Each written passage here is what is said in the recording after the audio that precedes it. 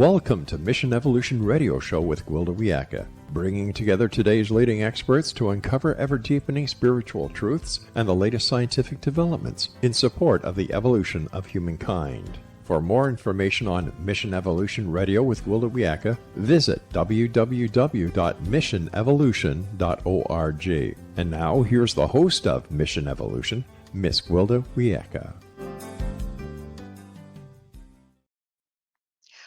Our special guest this hour had been in the military for 24 years when a visitation from his deceased grandmother changed his life.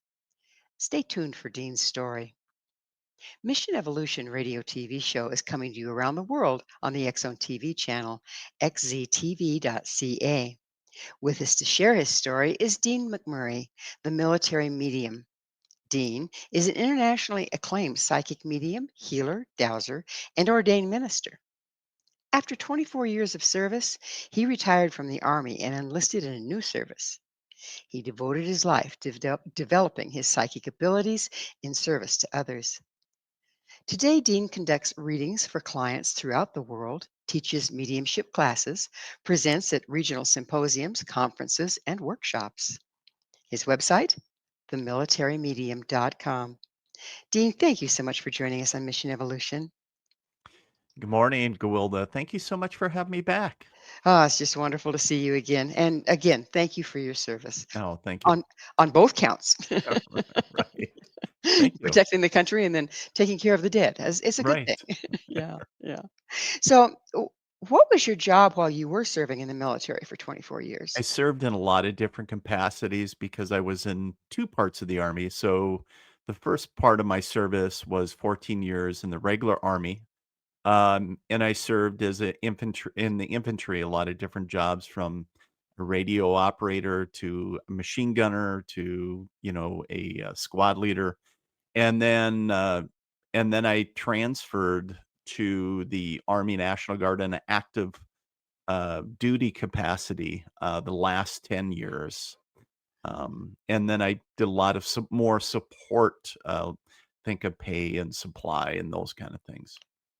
Well, quite a variety. The machine gunner couldn't have been too fun. Well, at times, it all has its moments. Yeah, I'll bet. So, during your time in the military service, did you have any indication that you were psychic? Not while I was serving. I wasn't aware of it, but there were things, especially, um, when I was in Afghanistan, different things that would come up and make me go, what was that? And I always knew that there was something more than myself, right? There's something bigger than us. And, raised in a traditional religious home and everything else. And, but it wasn't spiritual in a sense of, ghosts and angels and that kind of thing. Was more go to church on Sunday and all the traditional sense. So, what do you mind sharing some of the incidences that happened when you were in the military that Yeah. had your spidey senses perking up? Right. Well, one of the instances that I still remember today, Gwilda, was we were on a nighttime mounted patrol in up armored Humvees, some not up armored, but we had stopped in a mountain pass or like a choke area, which is a big no-no. Even back then, it's going back, geez, 20 plus years. And here we were in the mountains of Afghanistan in this choke area and, stopped. And I'm like, what the heck is going on? And I'm radioing the lead vehicle, like, hey, what are we doing? And there was no answer. And there was a voice that seemingly out of nowhere from behind me said, move the vehicles another 500 meters. And there was nobody physically in the back seat. It was myself, the gunner, who stands up through like an opening in the top of the Humvee, and then the driver. And if anybody's listening have ever been in a military vehicle, they're not made for, they're loud. They're especially inside, and the radios are going, everything. The engine is running. and I could hear it clear as day. And this went on for a little while where I heard this voice prompting me, like, hey, get the vehicles going. And what it took, Wilda, was me getting out of the vehicle and running forward, um, and going, what's going on? And here these soldiers figured it was a good time to take a bathroom break and a smoke break. And I'm like, looking at them like, "What is going like, you've lost your minds." And, while we were talking, we heard an audible clicking noise, and we still believe today that it was uh, you know, somebody trying to detonate a remote detonated, bomb or ID, and we were carrying technology with us. At the time, it was very new, but it was a jamming technology that created a quote unquote bubble around us. We believe that that if it wasn't for the technology, that a lot of us wouldn't be here today. Mhm. But secondly, I go back to, okay, I can make sense of the technology.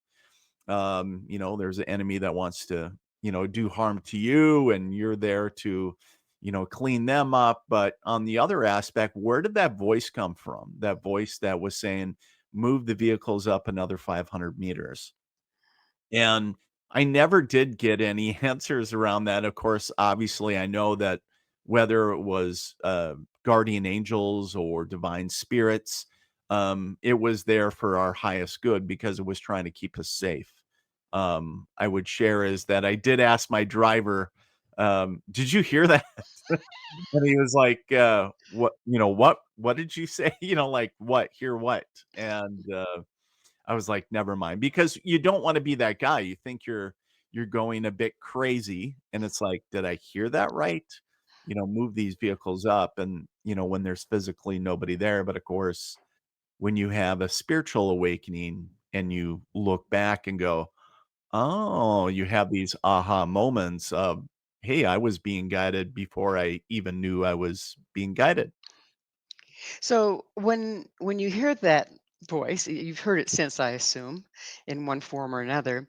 Has it changed? Now do you have a way of recognizing that it's not somebody clear in the room with you, but rather somebody knocking on your shoulder from the spirit world? Right. Yeah, it has changed. This is a good question because how I interact with spirit, how the voices, quote unquote, come to me or how they speak to me is completely different than it did then. But I would share is that I would have to go back and rack my mind, but I don't believe that my life has since been in that category of danger, since, that deployment. There's been times I'm sure that, without knowing it, well, I know for a fact that Spirit has intervened of saying, "Yeah, your vehicle is not gonna start today because we wanna keep you safe," or, "Hey, we want you not to go on this trip or on this tour because of something that could potentially turn not in your favor." And so, but this comes to me more now in the sense of intuition. And speaking of, we all hear about listening to our gut, and all of a sudden, just out of nowhere, it's like, I'm not supposed to go on this trip. Like, oh my God, are you crazy? Like, so it's always kind of interesting when people start listening to their intuition. It's a challenge because a lot of times our mind, in our heads, we want to do something or we want it to come to fruition. But a lot of times, not all the time, but there's times where it's not in our highest good. And it's like, I don't think you should do that. Our intuition, then it'll come back around and go, I told you so. Like you knew it, but you still wanted to do it. So you did it anyways. You overrode the safety protocol. And it's like, ooh, so I think all of us have had a moment in time, at least once or twice. Yeah, for sure. So now when you hear it, it's more like a sensing or a knowing rather than an actual voice. Yeah, it speaks through me, I guess I want to say. I've learned to enhance and refine the ability to feel, if that makes sense. And so when energy, of course, when we start talking about this, everything's energy. And so because I'm quicker to feel something if it's in alignment or not. And if I'm like, nope, nope, swipe left, swipe, like, nope, nope, nope, nope, nope. And it's like, ooh, wait a minute, that one. Um, so I'm quicker to, I guess, get a sense of you call it the spidey sense, right? Of the vibrations of something that's in alignment with myself. And also if there's a message connected to that, a spirit is coming forward and then like, hey, I need you to know more than just a feeling. There has been times where it's just, yeah, or the same thing when I'm connecting with a deceased loved one, that message, they have um, that, you know, message from the other side, so to speak. So when you started refining, did Yeah, you 'cause it can come in on any of our senses or all of our absolutely. senses, right? Mhm. So when you started refining, did you start triangulating the information by checking with the gut, with the head, with the heart, with the Right. yeah. Yeah, it's kinda interesting because when I started doing it, I really had no clue what I was doing. I felt like I was all over the map. And quite honestly, it felt like I was so much information was coming at me at once. And initially, it was like I felt like I popped the top off a hydrant. And then all of a sudden it would dry up. And I was like, what am I doing wrong? And later on when I connected with mentors and started learning how to work with the spirit world and how to control the flow of information, setting boundaries and everything associated with that, um, it it was more of a steady state and going, okay, the message is always there. It was just me getting in the way. And yes, you're correct. In the beginning, did it come it was more visual. I could see it in my mind's eye. Then I connected to more of, hey, I feel what good and bad energy felt like as far as in my body, if that makes sense, like a high vibration and a low vibration, what that's associated with. Um, and then other senses came after that. And then, of course, usually it comes with other modalities as well. But what I call mediumship more about a course or understanding how to be a linguist more than anything else because you're learning to interpret a whole new language and put it into our spoken language. Quite the challenge. Right, Well, it can be. we're going to need to take a station break. Dean and I will return very shortly, so don't you go away. This is Mission Evolution, www.missionevolution.org. Psychic or psychotic? With us discussing mediumship is Dean McMurray, his website, themilitarymedium.com. So I have to ask this, Dean. When you first started hearing voices and getting information that we aren't Yeah. supposed to have by our ordinary reality way of thinking, did you wonder about your sanity? I did. I really did. There was a moment when I had my awakening moment and when my deceased grandmother, as you covered in my bio, came to visit me, and I actually had to question my sanity. Am I having a latent PTSD moment? Do I need to go to my local therapist? But it was something that I really went on a journey of what this meant for Dean McMurray. Why me? Why now? But yeah, quite honestly, there's been moments where I'm like, man, do I need to go on medication or what's going on? But it can quite literally throw you for a loop because it felt like from the frying pan into the fire type deal. So, given that you were in the military for so long, Yeah. there was probably a certain amount of PTSD going on. Um, does in a lot of shamanic societies, when people are trying to learn to speak to spirit, they go through these horrific initiations that shatter their connection with ordinary reality and ordinary conditioning to open them up. Do you feel like your military time that you spent and the traumas that you went through there kind of put you in a position to hear as well? I think that it really, um, enhanced, I guess I'll call it, my spirit vocabulary. It just built upon what was already there. I Hmm. really feel that going back because, as a medium, people always ask, Dean, when did you know? Did you know as a little kid? What happened? Was there a moment in time? And I was always like, I'm not sure. And it was really kind of interesting because I was chatting with somebody and they said, "Oh my," and they were very intuitive as well. And they were like, "Oh my goodness, did you have a near death experience when you were like 2 or 3?" And I had to think about it because some of those things you tend to forget. And I was like, "Oh my goodness, I did." And where I almost drowned. I've shared on the show before that I grew up in northern Minnesota. My dad was born in Canada. And but one of the things we always spent summers at the lake and, was right in our backyard. And yeah, I almost drowned one summer when I was just, little. And even though I don't remember all the details, I believe that moment in time, for whatever reason, brought me to this awakening, even though I don't remember it. I believe that was if you want to call it the breaking point or breaking out point.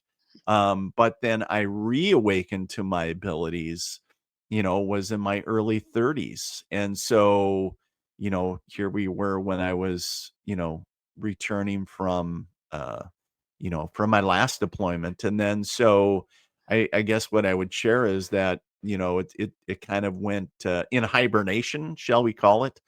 I just wasn't listening to it. It was always there. But looking back, there were moments in time where, I recall like, oh, wow, like that makes sense. So, these moments in my military service of looking back and looking at journals, while I was on deployment and different things, and it's like, oh, interesting. Like I was having experiences, but I wasn't aware that, like, hey, I'm a medium, so Well, never underestimate the power of denial, right? yeah, right. It's Tell not us just a about your river. grandmother. That's fascinating. Yeah, so my grandmother on my mother's side of the family, I was very close to her. They used to watch me when I would get home from kindergarten and different things, and grew up very close to, I grew up very near to them, and so I spent a lot of time with them. So I grew more of a bond, I'll call it. And then when she passed, when I was, she was in it was in the 80s when she would have passed. And so it was interesting that, I hadn't really thought of her until I had my spiritual awakening, as I shared before. And for those of that never heard of it before, is that, one evening where I was washing bottles, where I just knew my grandmother, my deceased grandmother, was standing behind me. And I was like, how do I know that it's grandma? And it was just a knowing. It was the clear cognizant ability, like in my bones, like I was a little child again. Like I know that I was safe and surrounded by grandma.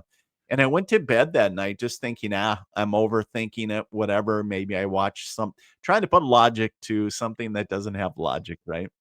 And but I was laying there very much still awake, eyes closed, and in my head I said, grandma, if you're really here, love you, miss you, but I need you to prove it. I need you to touch me.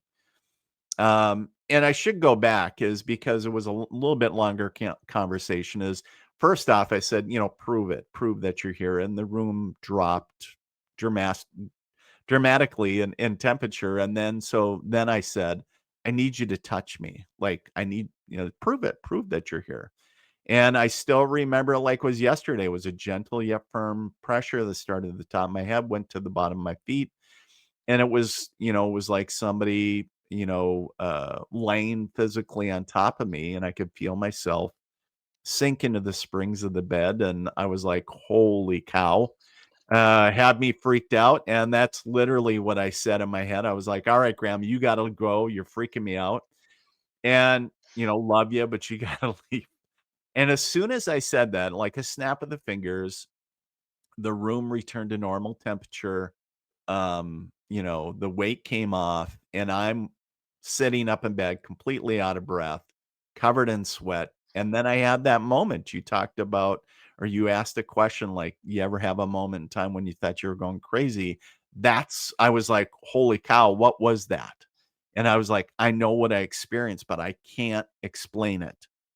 And my wife, we just my son had been just born not very long, and so, she was sleeping so soundly. I've never known my wife. We've been married over 20 years now, and I've never known her to sleep so soundly. And I was like, "You need to wake up." And she was like, "What's going on?" I was like, "There's somebody in the or someone in the house." And she's thinking a burglar, and I'm like, "No, like a spirit." And she was like, "How the heck do you know that?" And I was like, "I don't know, but you need to get your psychic friend on the phone." And she was like, "Dean, it's like 2 o'clock in the morning. You need to go back to bed." And that certainly was not in the cards for me that evening. So, when did your grandmother actually communicate with you?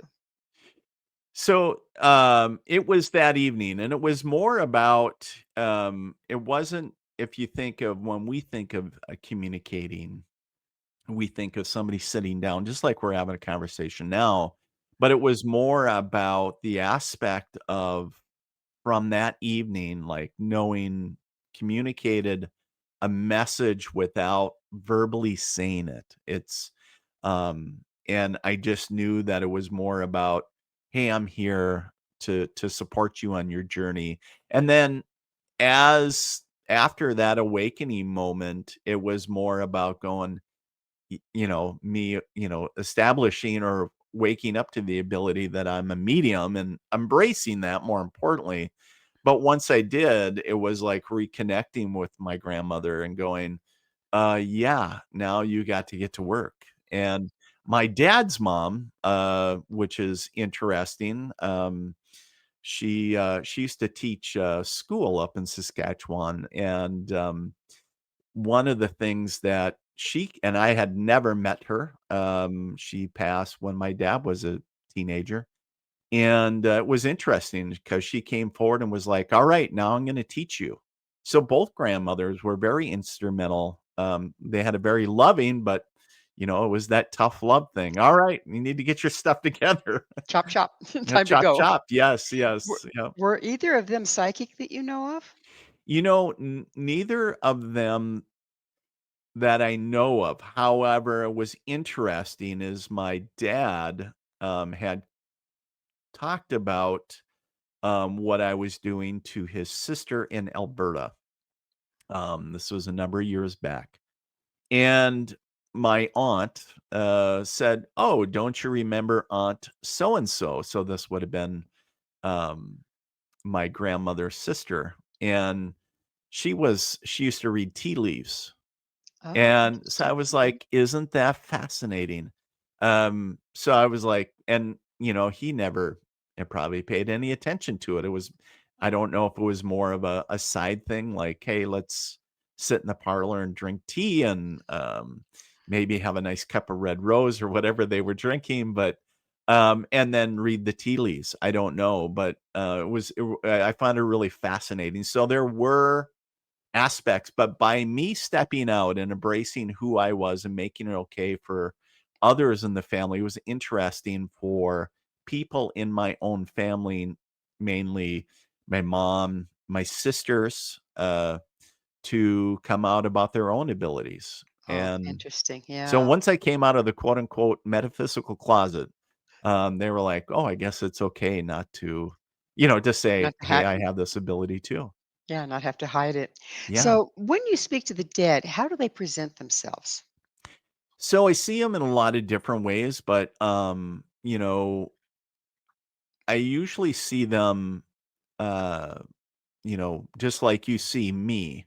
So where I can describe hair color or style, everything from the head to feet. And if it's something about their outfit or as you're wearing a nice necklace or earrings, that might be something that a mother or a grandmother or whomever would have wore or always attributed to.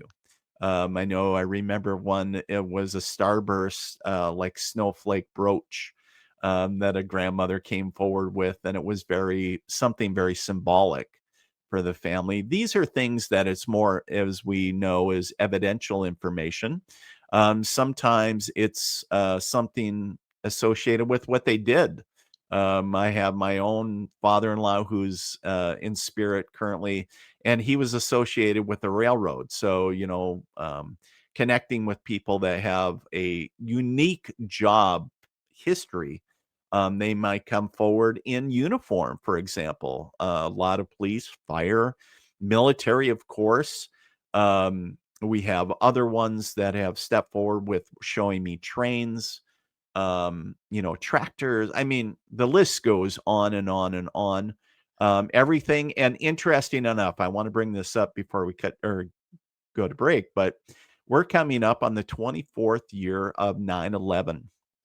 And I did have the honor many years ago of doing a public gallery and where I connected unbeknownstly to myself. So I had a gentleman there from New York who relocated to the Midwest where I currently live and where I connected to a deceased uncle. But I also connected to firemen of 9/11, and before he switched careers, because at the time he was currently a mechanic, but he was a fireman, and this was all during 9/11, and all his brothers from that firehouse that passed, unfortunately, Mm. Well, were I'm there I'm supporting him. we have to leave it as a cliffhanger because it Right. is time for a station break. You stay right there. We will be back. This is Mission Evolution, www.missionevolution.org. Ghost speaker or ghost buster? This is Mission Evolution, missionevolution.org. With us discussing reliable sources from the other side is Dean McMurray. His website, themilitary.medium.com. Dean, I want to talk about paranormal investigating, but first I want to Yeah. make sure you were done with the fascinating story you were telling us just before break. You were talking about a fireman from 9/11. Would you finish that for us? Yeah. So, as I was sharing that, connecting to his deceased, I guess, fellow firefighters from 9/11, and just letting him know that, they were with him and supporting him and everything else. And it was a really moving experience and something obviously that's been many years ago. And I usually don't remember many readings, but that was one that really moved me personally. And I was like, wow, I just the honor of getting to be present in the midst of readings like that. It's just like a pinch me moment, and gives you goosebumps. Mhm. Touching the So heroes.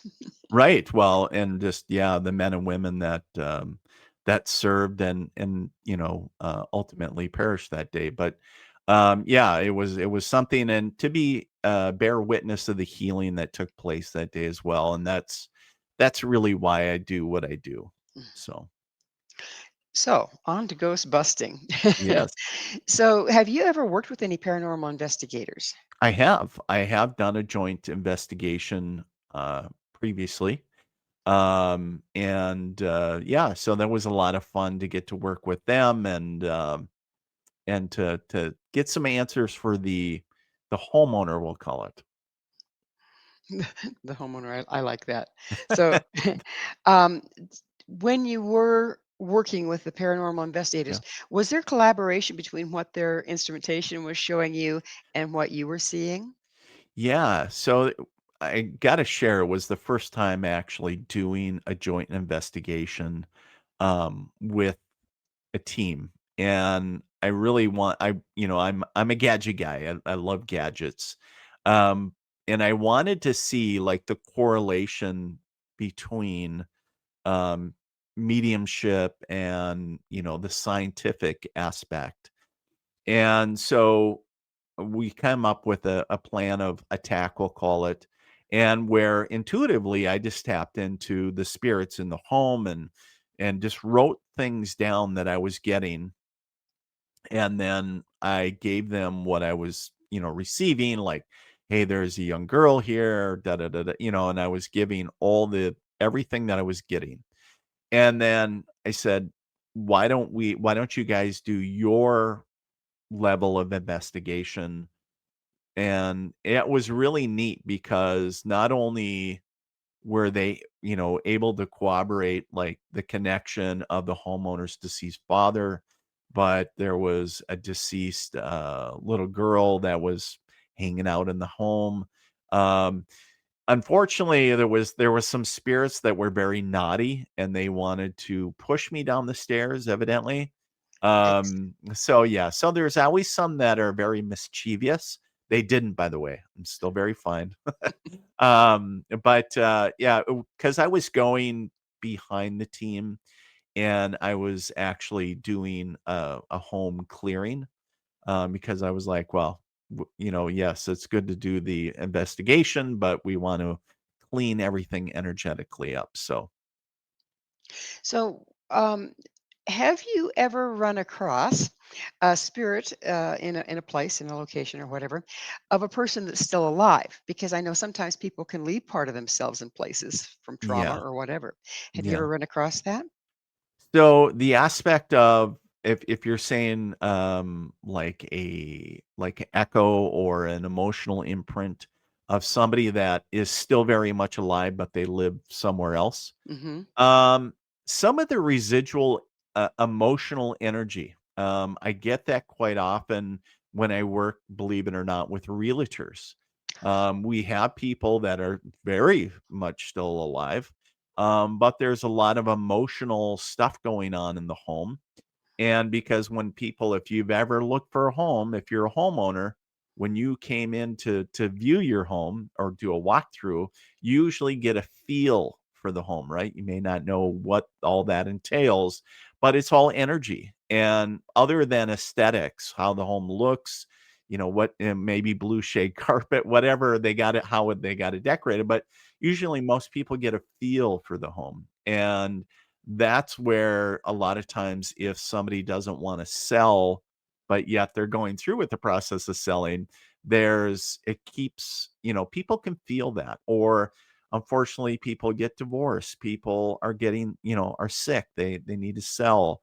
There's all kinds of reasons. And also people that, again, move and they leave that imprint on the home. And it's like, so yes, very much so.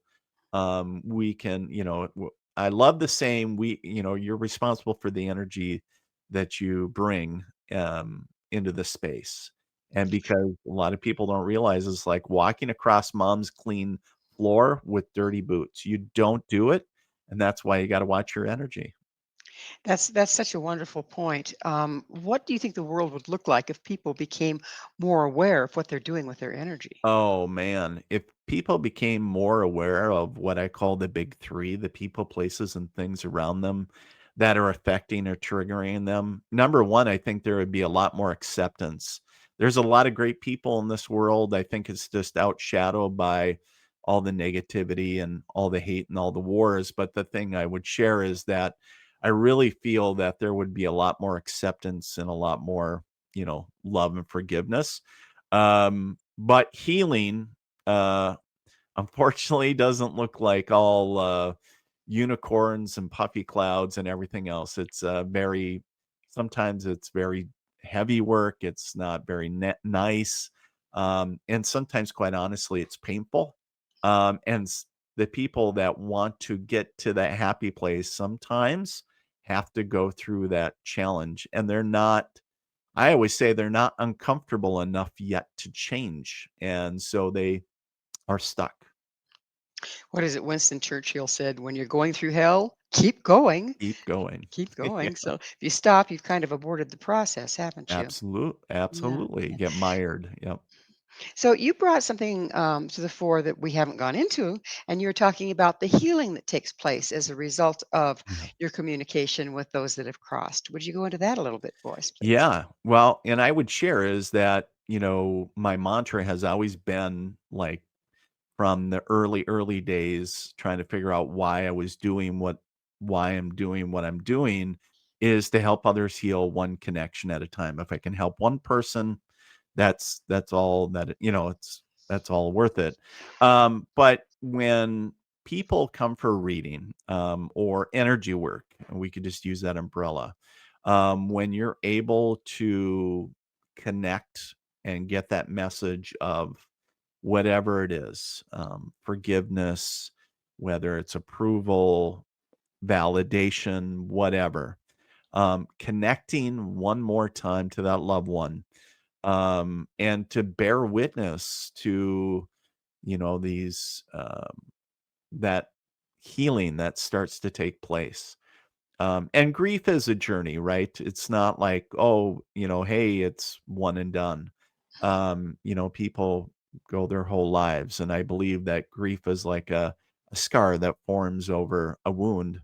And it's still painful that memory, because we love them, and we miss them. But the thing is that I guess what I would share is that the healing takes place, as long as the heart is ready. And readings, I have been fortunate to to be in the presence of that and go, wow. And the really cool thing is, Gewilda, is that when we do big public events, and say you have a room of 500 people and I'm doing one reading on an individual, maybe a lady in the crowd, and three other people going, oh my God, I know you were talking to that lady in the blue, but you were talking directly to me. And that is the beautiful thing about spirit is I might be giving one person a reading, but it may touch three other souls, and to allow them, that healing aspect. And I always share it's not me. I'm just a vessel. I'm just like a glass. But it's like, well, thank you. And, I just move on, but I know that it's spirit that's doing the heavy lifting. I'm just communicating what they're giving to me. What a gift you have. So, where, this is a question I don't even know if it's Yeah. answerable, but where are the spirits residing? Are they in the field of the people that have stayed behind, if you will? We talk about heaven. Have they not crossed that they're still accessible? Where are they? So, it brings up a lot of different, I guess, aspects or theories, I'll call them. But as I connect to them, number one, I want to make a very important distinction that I never communicate with anything that has not crossed over. So any souls that are, the term is called earthbound, right? So it doesn't mean that they're bad. It just means that I set strong boundaries with going, hey, unless they've crossed over, I don't sit down and chit chat because they're too low vibration and they will physically make me sick. I've done it in the past Hmm. and it's just not good. Now, I have interacted with them, but in a completely different way and to try to raise their vibration. But going back to where they reside, what we consider is heaven or a higher plane of existence that these different dimensional plane of existence. And it's a higher vibration reality than ours. And so it's really hard to explain because and the easiest way to do it is going, well, it's heaven. Because everybody has all these different visions, everybody's is different. But it is a high vibrational divine place of love. There is no judgment. And quite honestly, it is where people revert back to energy, that spirit existence. And so when I connect to the individual, as I share with people, hey, I'm going to connect to you, connect to spirit stepping forward to communicate with you. They have almost like etherical, like umbilical, if you will, or connection to individuals. Either they knew them or they had some interaction with them, or bloodline or something. There is a connection in some way. I may not always know what that is, but if they're stepping forward, there's a message or there's a reason why. So it's kind of interesting. They'll show up in a whole manner of different ways, especially angels. I also do, communicate with archangels. And it's interesting because archangels love to, especially with me, but it's more of a way to communicate how they're interacting with the individual and what's going on in that individual's life that I'm reading. And so sometimes they might be a bit goofy, they might be a bit serious, they might be a bit mischievous, but it's all part of the plan as far as saying, "Hey, Dean, we're trying to communicate to you in a way of that you can understand because you're the one that's translating what we're giving you into your spoken word." So, so how spirit and the angels show up can be a bit unique, but quite Well, honestly, they're showing up everywhere. it's time for us to show up for another station break. Dean and I will continue to explore messages from the other side. This is Mission Evolution, www.missionevolution.org. To share or not to share? This is Mission Evolution, missionevolution.org. We're continuing our discussion with Dean McMurray. His website, themilitary.medium.com.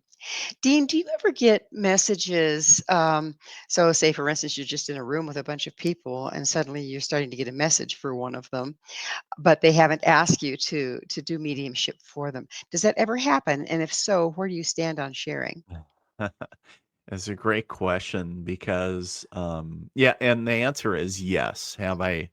And I have big boundaries around this because I personally am one that I don't give other people the permission just to read me without my direct permission, right? Um, so I wouldn't want other, or I wouldn't, I'm not going to do that for other people. Number one, I believe it's a violation of our, ethics, but also I don't want to get up in somebody's space, right? However, I put it back on spirit because if I know spirit is coming forward with a message for somebody, then I always go, "Hey, I'm gonna put it back on you." If I'm the one that's supposed to deliver the message, I want you to, put those wheels in motion. I want you to, make the connection. And maybe it's this we happen to strike up a conversation, and then maybe it's, "Hey, what do you do for a living?" And then so, "Hey, you're not gonna believe this, but I actually got a message for you earlier if you're open to receiving it." So I do have really big boundaries around it, but I just won't roll up to somebody on the street or going, "Hey, you have a deceased grandmother," or, "Hey, your child," or I mean, how traumatic is that? And really, we don't know where somebody is emotionally. I believe as energy workers, I want to put that big umbrella out there. So I believe all energy workers, regardless of what we do, have a moral and ethical responsibility, regardless of what people feel about our profession, to, kind of that bedside manner, cause, no harm or additional harm, right? Because people are fragile. They're in this emotional state, and they may not be ready to receive that, and just to roll up and go, "Hey, your deceased mother," you know, and, so, yeah, so I put up big boundaries with that, but it has happened, and, actually, it's really interesting. It's, just to sit there and observe and go, "Oh, boy, there's a father hanging out with, that bartender," or, like, whether we're out to eat or whatever, but, yeah, it's really quite interesting sometimes. Are you able to readily tell when you're looking at spirit versus another person in the room? Oh, absolutely. The differentiation between somebody living and somebody deceased. Oh, absolutely, without a doubt. You know, 98% of the time, Gwilda, is that, I see spirit in my mind's eye. There's a small, 2% where I see at times outside, and that could even go down to 1% really.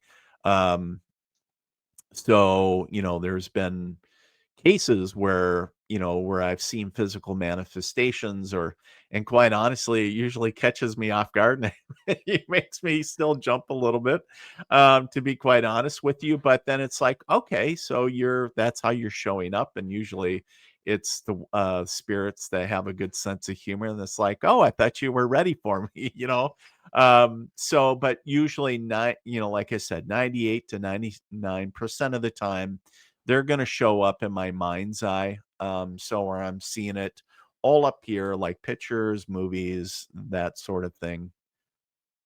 So when you're working with spirit, okay, Mhm. do you find that during this time, because we're in evolutionary times, everything's up for grabs right now. Yep. Do you find there's more of them trying to show up to guide people? I think so. I feel that, not only the spirit world, but all our divine helpers on all realms are trying to get people to be more aware, to become kind of wake up, if you will. So we can remember truly who we are. So many people go, "Oh, Dean, I'm not intuitive like you. I'm not a medium." And it's like, yeah, you are. Sorry but I'm like, well, yeah, you are, but you just don't remember that. And I really feel because we're just everything going on all levels is so chaotic. I really feel that our divine helpers are going, come on, guys, let's remember who we are and let's step back into our own power and everything else. But yeah. And so, do you think that these disembodied spirits, archangels, and the deceased loved ones, Yeah. do you think that they are going to be able to help us through this transitional time? Well, I think that they can only do so much, right? So because we all have free will. So go back to my story of move the vehicles up 500 meters. Did we move the vehicles up 500 meters? No. But they were trying to keep us safe. So we all have the ability of free will, regardless of what message we're given. I could go tell you, like, Wilda, you should have invested in that $1 billion lottery ticket that they just drew here in the States. But here's the thing that I would share is that, you know, is that's still that's still so far in the future. It's still evolving. Like, are we gonna listen? Are enough people gonna come together and bridge everything that's going on? I think that's yet to be seen and what how it transpires.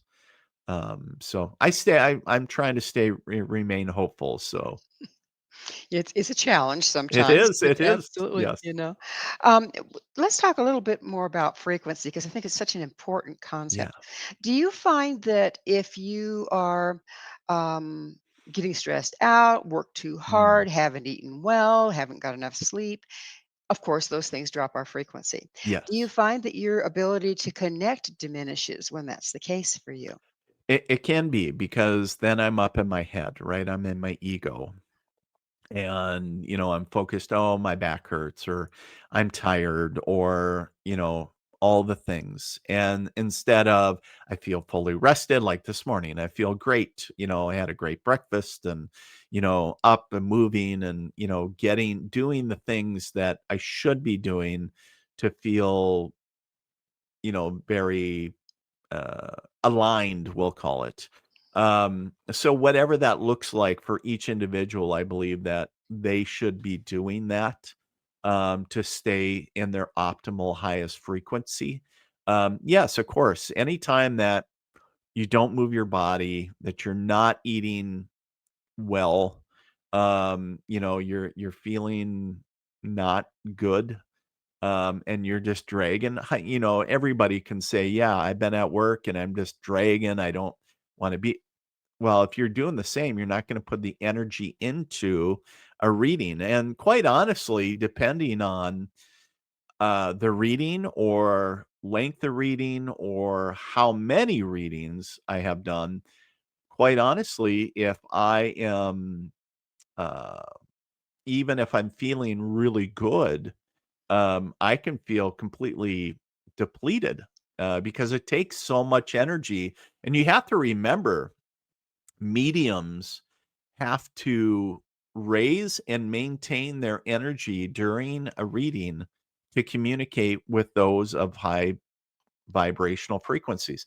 Spirit, angels, those kind of folks, they don't diminish their energy for Dean McMurray or any other medium or reader. We have to raise, hold, and maintain our energy during the communication session. So lower frequencies are more like individuals or items, those kind of things. But yeah, so sometimes it can be kind of like you think of that long distance run. So conditioning ourselves, but yeah, absolutely. If you're not taking care of yourself and listening to your body, can certainly affect how you're doing. So, Dean, for our average person, a lot of us are out here struggling in the ordinary reality, looking around us going, Right. oh my goodness, what's happening in Yeah. the world? Right. Um,